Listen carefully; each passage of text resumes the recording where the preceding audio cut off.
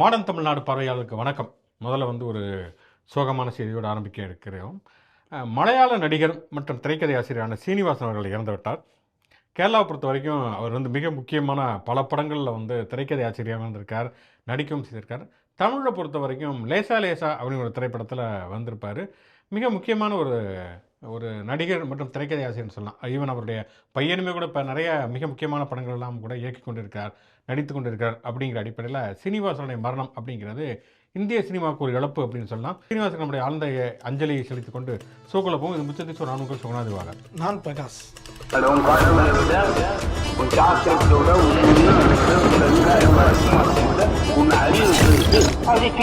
நேற்று தான் பேசிக்கிட்டு இருந்தோம். அந்த வரைவு வாக்காளர் பட்டியல் வெளியாகும் அப்படின்னு சொல்லி கிட்டத்தட்ட நேற்று அதெல்லாமே வெளியாகிறதுக்கு ஈவினிங் ஆயிடுச்சு. அதுவுமே ஒவ்வொரு மாவட்டமும் ஒவ்வொரு நேரத்தில் வெளியாகி அதுக்கப்புறம் எல்லாரும் போய் பார்த்ததுக்கு பிறகு பார்த்தோம்னா கிட்டத்தட்ட தமிழ்நாடு முழுக்க 97.3 லட்சம் வாக்குகள் அப்படிங்கிறது நீக்கப்பட்டிருக்கின்றன. அப்படிங்கிறது கிட்டத்தட்ட ஒரு கோடி வாக்குகள் நீக்கப்பட்டிருக்கிறது அப்படிங்கிற மாதிரியான தகவல் சொல்லப்படுகிறது. ஒவ்வொரு மாவட்டத்தில் ஒவ்வொரு மாதிரி இருக்குது. இப்போ முதலமைச்சர் ஸ்டாலின் அவருடைய குளத்தூர் தொகுதியில் கிட்டத்தட்ட 1 லட்சம் வாக்குகள் நீக்கப்பட்டிருக்கிறது. எடப்பாடி பழனிசாமியோட எடப்பாடி அந்த தொகுதியில் 25,000 வாக்குகள் நீக்கப்பட்டிருக்கிறது அப்படிங்கிறத பார்க்கிறோம். இப்போ 97.3 லட்சம் அப்படிங்கிறப்ப இதில் இறந்து போனவர்கள், அதுக்கப்புறமா இடம்பெயர்ந்தவர்கள், அதாவது வேறு வீடு மாறிப்போனவங்க அப்படிங்கிற எண்ணிக்கை, இறந்து போனவர்களுடைய வாக்குகள் நீக்கப்பட்டது அப்படிங்கிறது சரியானதாக இருந்தாலும் கூட இது உண்மையிலேயே எல்லாருடைய வாக்குகளும் இதில் சரியாக மதிப்பிடப்பட்டிருக்கிறதா, இதில் உண்மையிலேயே பாதிக்கப்பட்டவர்கள் இருக்கிறார்களா என்பது இனிமேல் தான் தெரியும். இனிமேல் தான் அந்த ஃபார்ம் 6 கொடுத்து விண்ணப்பிக்க வேண்டிய வரையறையெல்லாம் இருக்கிறது. அப்படிங்கிறதுனால இனிமேல் தான் தெரியும். கண்டிப்பாக தவறுகள் நடந்திருக்கவும் வாய்ப்பு இருக்கிறது. இருந்தாலும் உண்மையிலேயே நம்ம மீண்டும் சொன்னது போல் முதல்ல உங்கள் விண்ணப்ப படிவத்தை நிரப்பித்தாங்கன்னு சொன்னோம். அப்புறம் மொபைல் வரைவு வாக்காளர் பட்டியலில் உங்களோட பெயர்களை செக் பண்ண சொன்னோம். இப்போ ஒருவேளை உங்களுடைய பெயர் விடுபட்டு இருந்தது அல்லது இது வரைக்கும் நீங்கள் கொடுக்கவே இல்லை அப்படின்னு சொன்னால் இந்த குறிப்பிட்ட கால இடைவெளிக்குள் நீங்கள் அந்த ஃபார்ம் 6 விண்ணப்ப படிவத்தை நிரப்பி கொடுத்துருங்க. நிச்சயமா. ஏன்னா இறந்தவர்கள் 27 லட்சம் பேருங்கிறது பாசிபிள் இருக்குது. ஏன்னா 20 வருடங்களாக இருக்குது. அதே மாதிரி டூப்ளிகேட் என்ட்ரிஸ் அப்படிங்கிறதும் 4 லட்சம் தான், 3.98 லட்சம் தான். அதுக்கும் சாத்தியங்கள் இருக்குது. ஆனால் இந்த ஷிஃப்டேட் அப்படிங்கிறது 66.4 லட்சம் பேர் அப்படிங்கிறது தான் சந்தேகத்தை வர வைக்குது. ஏன்னா ஒரு இடத்துல இருந்து இன்னொரு இடத்துக்கு ஷிஃப்ட் ஆகி போயிருந்தாங்க அப்படின்னா ஷிஃப்டான இடத்துல அவங்களுடைய அடையாள அட்டை இருந்திருக்கும், அவங்களுக்கு அங்கே வாக்குரிமை இருந்திருக்கும். ஆனால் அது வரல அப்படிங்கிறப்ப தான் சந்தேகத்தை கிளப்புது. உண்மையிலேயே அவர்கள் எல்லோருமே நீக்கப்பட்டவர்களுமே சரியான நபர்கள் தானா, அல்லது உள்ள வாக்குரிமை இருந்தவர்களும் அதை இழந்திருக்கிறார்களா அப்படிங்கிறதையும் இன்னும் ஒரு 10 நாளாவது போனால் தான் தெரியும். ஏன்னா பீகாரில் முதல்ல அந்த வரைவு பட்டியல் ஒரு வாரத்துக்கு பிறகு தான் தெரிஞ்சுது மைனாரிட்டிஸ் நீக்கப்பட்டிருந்தாங்க, புலம்பெயர் தொழிலாளர்கள் நீக்கப்பட்டிருந்தாங்க, பெண்கள் அதிக அளவில் நீக்கப்பட்டிருந்தாங்க. அதெல்லாம் ஒரு வாரம் கழித்து தான் தெரிஞ்சுது. அதுக்கு பிறகு அவர்கள் திரும்ப மேல்முறையீடு பண்ணி கிட்டத்தட்ட ஒரு 30 லட்சம் பேரை திரும்ப இணைச்சாங்க. அப்போ தமிழ்நாட்டிலையும் இந்த 66 லட்சம் பேர் யார், அவங்களுடைய பின்னணி என்ன, ஏன் நீக்கப்பட்டார்கள் அப்படிங்கிறத ரொம்ப தீவிரமாக ஒரு வார காலத்திற்குள் அவர்கள் ஆராய வேண்டிய அவசியம் இங்கே நிச்சயம் இருக்கு. எனவே இன்னொரு பக்கம் பார்த்தோம், இப்போ பீகார் மாதிரியான மாநிலங்களில் புலம்பெயர்தல் அப்படிங்கிறது சமீப காலங்களாக அதிகரித்திருக்கிறது அப்படிங்கிறத பார்க்குறோம். தமிழ்நாடு உள்ளிட்ட பல்வேறு விதமான தென் மாநிலங்களில் அவங்க கூட்டமாக வருகிறார்கள் அப்படிங்கிறது நம்ம உணர முடிகிறது. ஆனால் தமிழ்நாட்டை பொறுத்த வரைக்கும் புலம்பெயர்தல் அப்படின்னா மிக குறைவாகத்தான் இருக்கிறது. ஒரு கட்டத்தில் மும்பை தாராவி பகுதியில் அதிகமான தமிழர்கள் வந்துருக்கிறாங்க. அதுக்கப்புறம் மலையக தமிழர்களாக பிரிட்டிஷ் காலகட்டத்திலே அழைத்து செல்லப்பட்டிருக்கிறார்கள். அதுக்கப்புறம் மலேசியா, சிங்கப்பூர் இங்கெல்லாம் போயிருந்திருக்கிறார்கள். ஆனால் இப்போ போகக்கூடிய எண்ணிக்கைங்கிறது மிக மிக குறைதான். யாராவது பணி நிமித்தம் போகிறார்கள்னு கூட அது கூட தனிநபர்கள் தான் போகிறார்களே தவிர லட்சக்கணக்கான மக்கள் புலம்பெயர்கிறார்களா? இங்கே புலம்பெயர்தல்ங்கிறது எப்படின்னா வெளியூர்லேருந்து சென்னைக்கு வருவது அப்படிங்கிறது தான் புலம்பெயர்தலாக இருக்கிறதுங்கிறத பார்க்குறோம். நீங்கள் சொன்ன மாதிரி அப்படி ஒரு டபுள் என்ட்ரி இருந்ததுன்னா அது நீக்கப்படுவது என்பது வேற.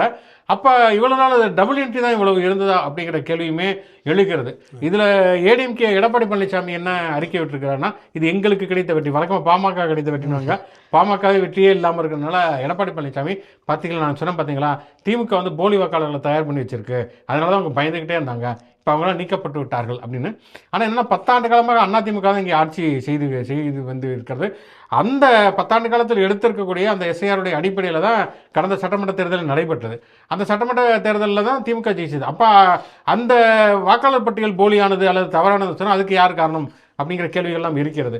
அப்படி இருக்கக்கூடிய ஒரு சூழலில் இந்த எஸ்ஐஆரில் அந்த ரிவிஷன் செய்யப்பட்ட இந்த ஃபைனல் பப்ளிகேஷன் என்று சொல்லப்படக்கூடிய இந்த இறுதிப்படுத்தப்பட்ட வாக்காளர் பட்டியல் என்பது 100% துல்லியமாக இருக்கிறதா, யாரேனும் விடுபட்டிருக்கிறார்கள் என்பது கண்டிப்பாக ஆராய்ச்சி செய்யப்பட வேண்டிய ஒன்று. கண்டிப்பாக அப்படி விடுபட்டிருந்தால் நீங்கள் அணி சேர்க்கப்பட வேண்டிய மிக மிக முக்கியமான ஒரு விஷயம். குறிப்பாக அரசியல் இயக்கங்களில் வந்து கவனத்தில் எடுக்க வேண்டியது ரொம்ப ரொம்ப தேவையான விஷயம்.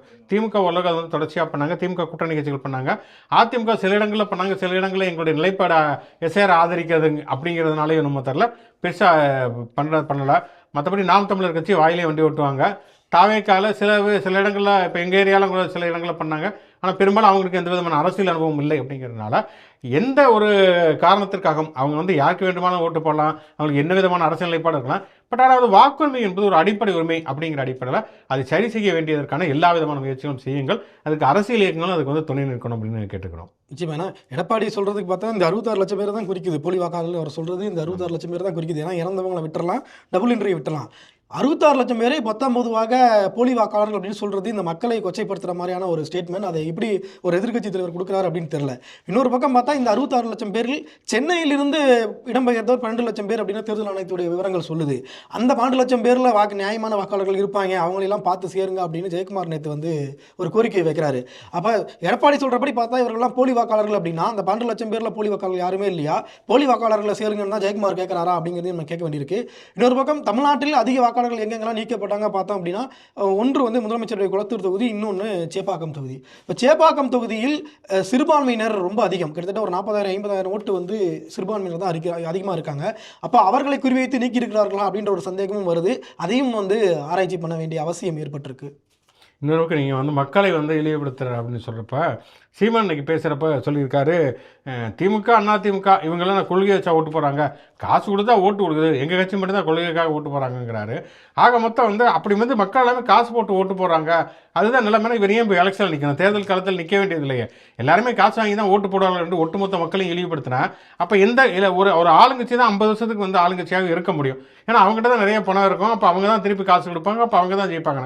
ஏன் இப்போது ஆட்சி மாற்றம் வருகிறது அப்படிங்கிற கேள்வி எழுகிறது. அப்போ கொள்கை சார்ந்து யாருமே ஓட்டு போடுவது இல்லையாங்கிற கேள்வியுமே எழுகிறது.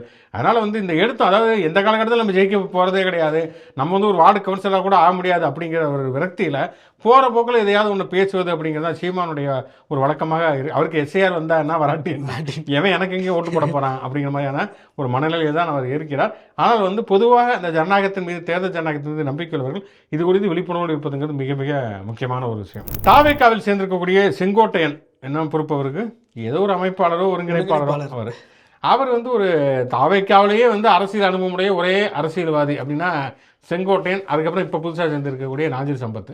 செங்கோட்டையன் நம்ம கேட்குறார்கள், திருப்பரங்குன்ற பிரச்சனையை பற்றி என்ன நினைக்கிறீங்க? ஏன்னா வந்து தாவேக்காவுடைய தலைவர் விஜய் அதை பற்றி பேசவே இல்லைங்கிறப்ப செங்கோட்டையன் கேட்குறாங்க, ஒரு மூத்த அரசியல்வாதி, முன்னாள் அமைச்சராக இருந்தவர் அப்படிங்கிற அடிப்படையில் கேட்குறாங்க. அவர் வந்து என்ன பதில் சொல்லியிருக்காரு அப்படின்னா, அதெல்லாம் முடிந்து போன விவகாரம், நான் எதிர்காலத்தை பற்றி கவலைப்படுகிறேன் அப்படின்னு. என்ன முடிந்து போன விவகாரங்கிறது தெரில, இன்னமும் வந்து கோர்ட்டில் பெண்டிங் கேஸாக இருக்கிறது, தொடர்ச்சியாக விவாதங்கள் நடைபெற்று கொண்டு இருக்கின்றன.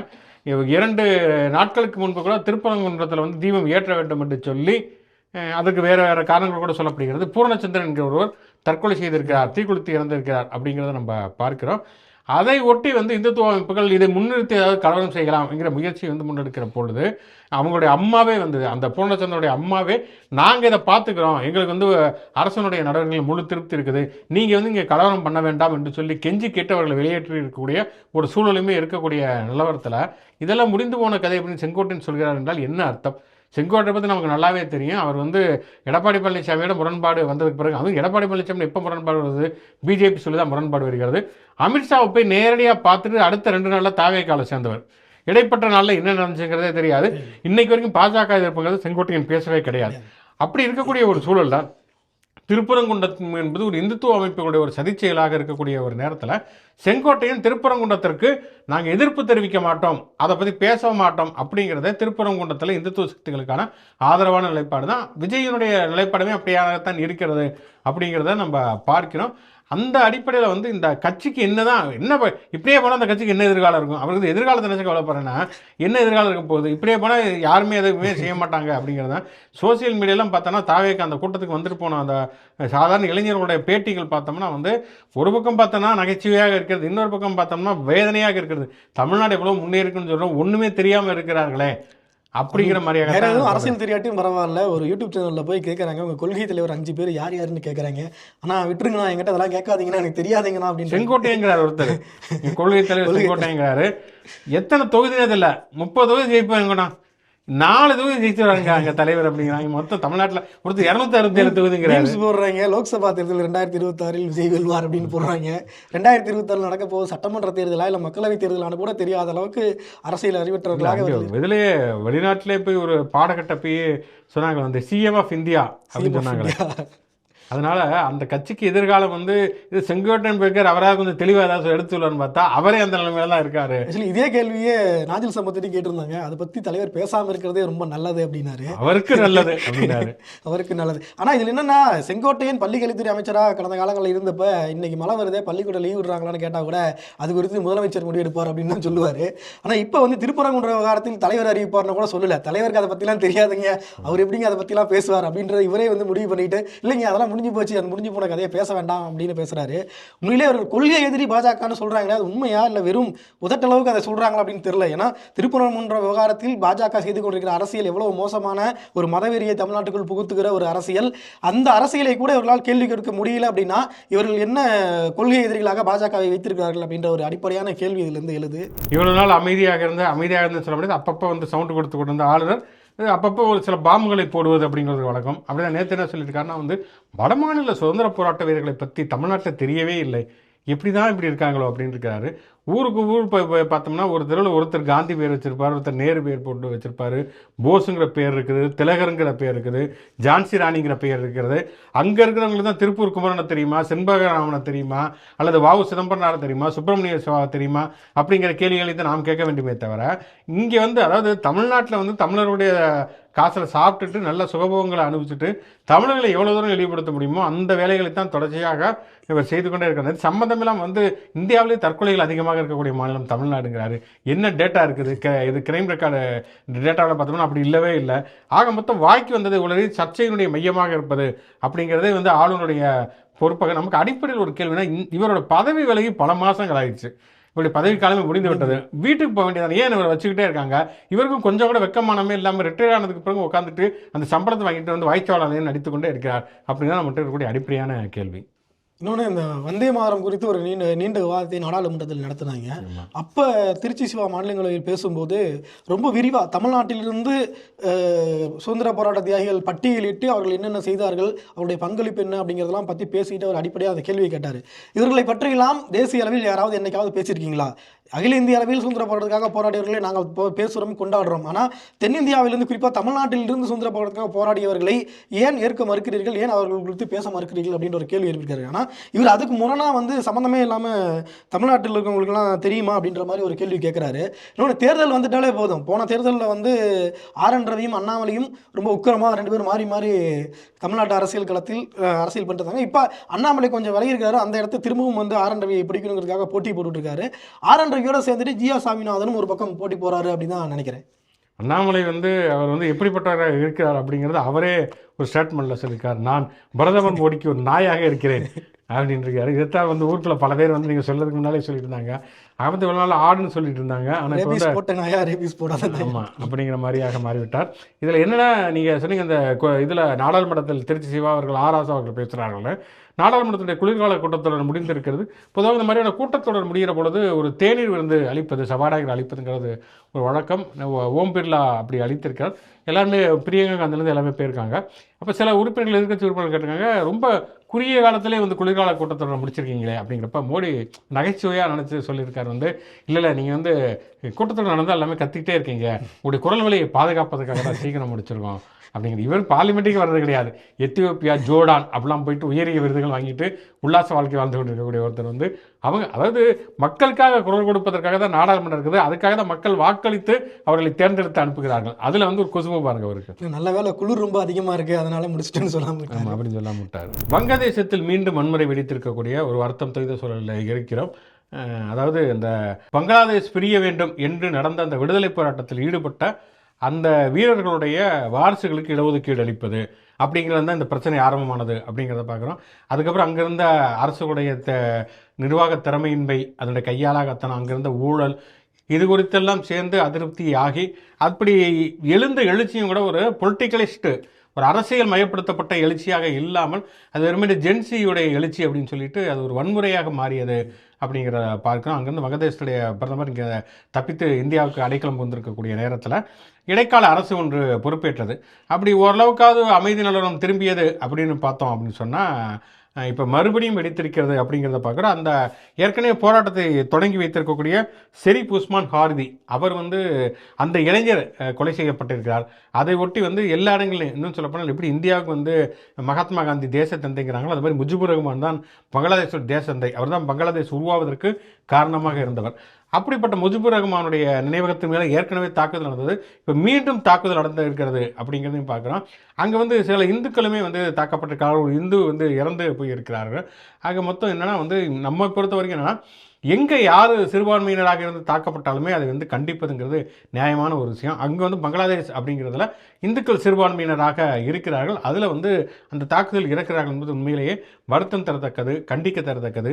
மீண்டும் ஒரு அமைதி பாதைக்கு பங்களாதேஷ் திரும்ப வேண்டும். அங்கே ஒரு அரசியல் ரீதியிலான தீர்வு நிலைநாட்டப்பட வேண்டும். நிஜமான ஒரு அரசியல் தெளிவில்லாமல் எங்கேயோ தொடங்கி அந்த போராட்டம் எங்கேயோ போயிட்டு இருக்கு அப்படிங்கிறத பார்க்க முடியுது. ஏன்னா இலங்கையில் ஒரு கடுமையான பொருளாதார நெருக்கடி வந்து அங்கே வந்து ஒரு பெரிய அளவில் மக்கள் திரள் போராட்டம் வெடித்து அங்கே இருக்கிற அரசு கவிழ்க்கப்பட்டு திரும்ப வந்து அங்கே ஜனநாயக முறைப்படி ஒரு தேர்தல் வரும்போது அந்த ஏற்கனவே இருந்த ஆட்சியாளர்கள் தோற்கடிக்கப்பட்டு புதிதாக ஒரு அமைந்து ஒரு வகையில் அந்த நாடு வந்து ஒரு அமைதியான ஒரு சூழலுக்கு இன்னைக்கு போயிருக்கு. ஆனால் இது வங்கதேசம் அப்படியானதாக இல்லாமல் அவங்களுடைய கோரிக்கை அந்த கோரிக்கையே முதல்ல சரியா தெரியாங்க தப்பாங்கிறது ஒரு பெரிய விவாதத்துக்கு உட்பட்டது. அதுக்கு பிறகு அந்த போராட்டம் செல்லக்கூடிய திசையுமே ரொம்ப ஒரு ஒழுங்கற்றதாக ஒரு வன்முறைக்கு வித்திடுவதாகத்தான் அந்த போராட்ட முறையே இருந்தது. இப்பவும் பார்த்தீங்கன்னா பத்திரிகையாளர்கள்லாம் போய் தீ வச்சிருக்கிறாங்க, பொது சொத்துக்கள் எல்லாம் சேதப்படுத்தியிருக்கிறாங்க.